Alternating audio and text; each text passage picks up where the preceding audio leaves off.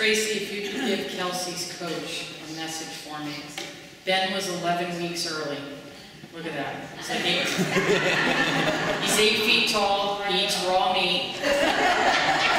This baby's going to be just fine. Just fine. 11 weeks. I couldn't believe. My mother told me I couldn't even believe that. It was a very hot summer's day. If you've been in South Carolina, you know what I'm talking about. A group of us were forced, and I mean that word, forced to board a bus.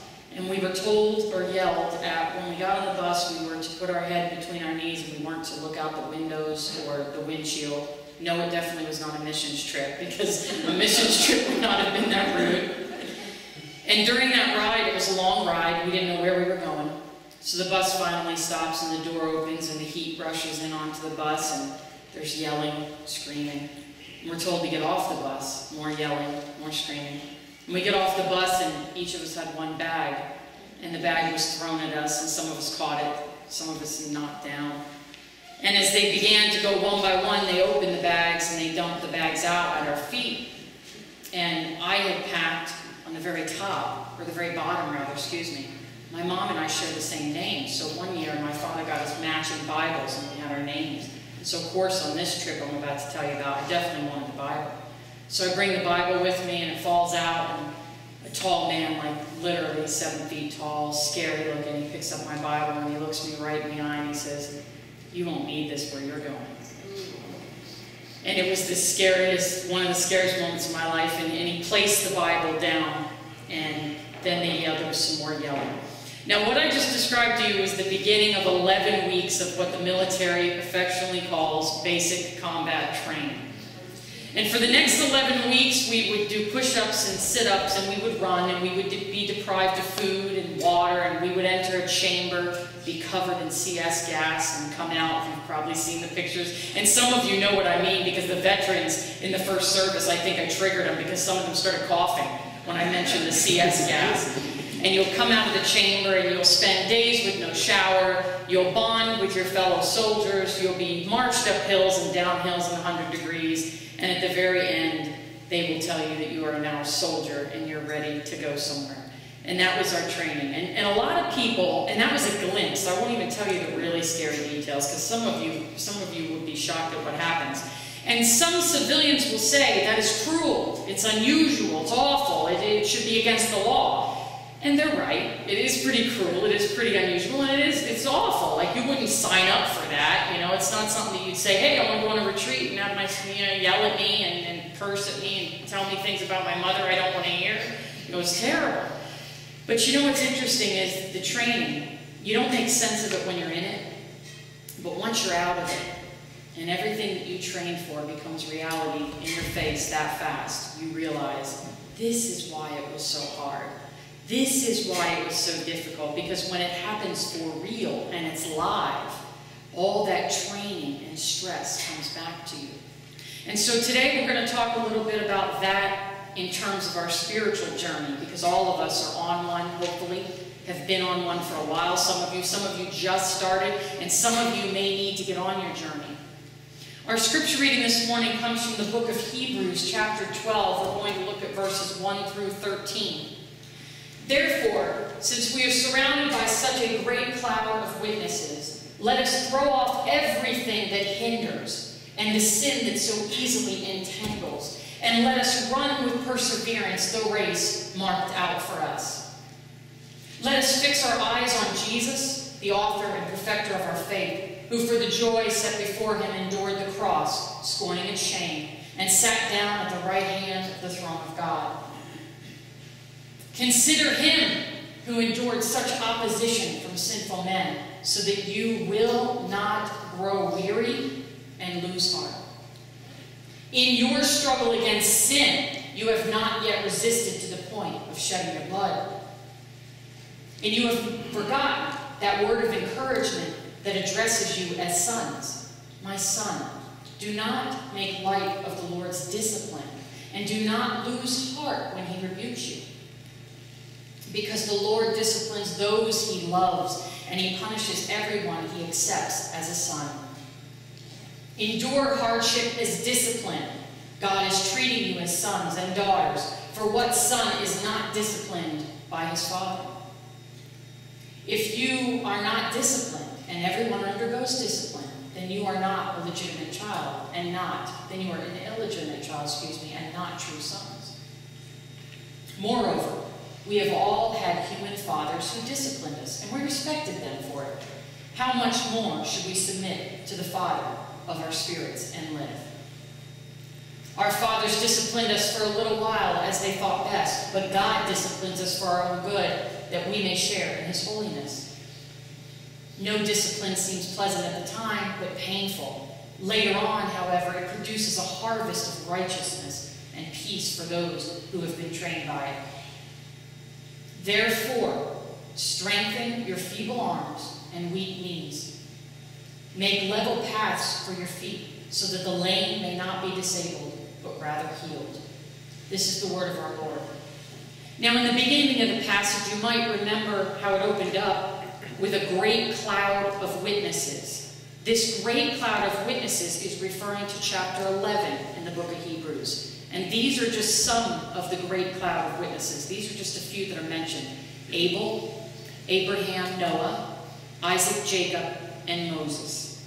And what this passage, the writers of Hebrews, which there are a few writers in speculation that wrote the book of Hebrews, what they're trying to tell you is that these men that had gone on before us, their faithfulness is an encouragement to us.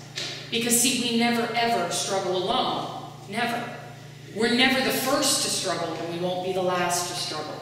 Many others have run the race, and they have won. We have an amazing heritage when you read the Bible. When you look at what people have endured and what they've gone through, we come from a very proud heritage. I think sometimes we forget about that. So in the Army, there's the 2-mile run, and each force has a different length of time you must be tested to run. The Air Force has a little less time, and the Marines have more time. The point of the 2-mile run is it's just long enough to hurt, but it's long enough to teach you endurance. Because once you get into that first mile, your brain stops telling you that you are going to die. Because the first mile, your brain is like, you're going to die. This is painful. Do you feel your shins? We need this to stop. This isn't made for you. You really don't need to be doing this. Why are we running? But then about to the second mile, you start to kick in, and some people refer to it as the runner's high. They say, boy, I get in the zone and I don't even see anything. And there's something about that, because that run is about the endurance. And we need to remember that sometimes we need to think about the endurance, not really the suffering. But we need to think about how we can endure. Now, if you talk to a professional runner, they're going to tell you that the clothes that they wear are very light. They're also going to tell you that for the first time in probably the history of athletics, we can now buy shoes that weigh mere ounces, because that runner doesn't want anything weighing them down. They're the proper weight, they're the proper height, they work out, they do cardio all the time. They don't want to carry anything extra, so they go way easy on the cupcakes. This is my wonder about Pastor Frank being such a good tennis player, because the man loves chocolate, but he's all over the court. It's amazing. But they don't want any extra weight. And sometimes we need to think about excess weight on our spiritual journey. Sometimes we need to think about the things that are weighing us down. Now, there are a few things. Sadly, sometimes it's our peers.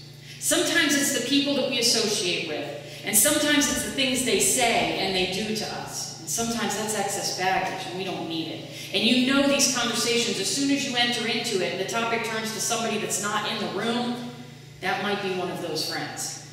And as soon as the topic turns to anything that's negative about your spiritual life, or the church you worship in, or its leadership, that might be one of those friends. So you might know that excess weight when you start to get that feeling like, we really shouldn't be talking about this. But see, your spirit is taking on that weight as you're listening, as you're contemplating. Is it true? Is it not true? Your spirit is taking on that weight.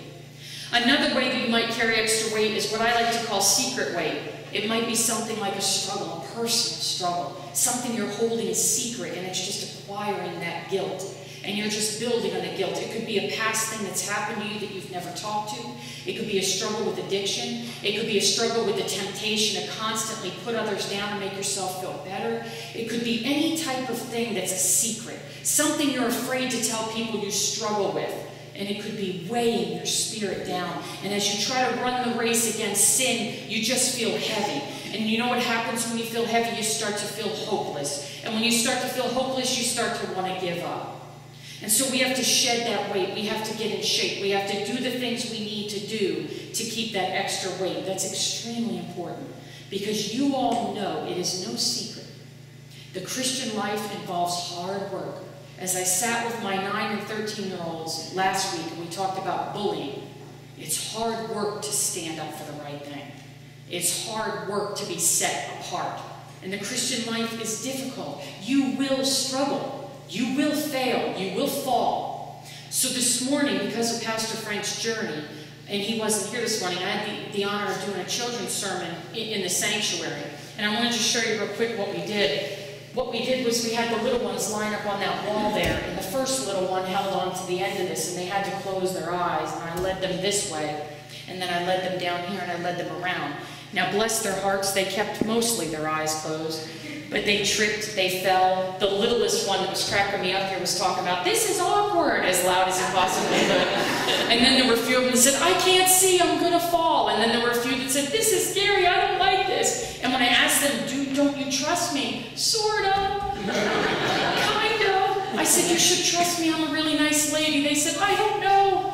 And we led them around, and when their little eyes could open, they felt safe again, and they sat up there. And we talked about that sometimes that's the journey. And sometimes we willingly close our eyes, and other times we just blindly follow God. But for the most part, we're stumbling, we're tripping, and we're usually running into the guy in front of us because we get ahead of ourselves. And those little kids, you could see when it clicked, you know, and they got the idea. And when I asked them about following God and being on God's journey, they were able to see that it's a sort of like that.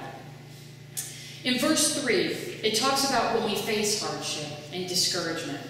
And what I said this morning, and as I was saying this, I was, again, like always, preaching to myself. A lot of times I think the problem is, and this is with people in all situations, especially when I'm doing some good therapy with someone that's suicidal, is that they're losing the sight of the big picture.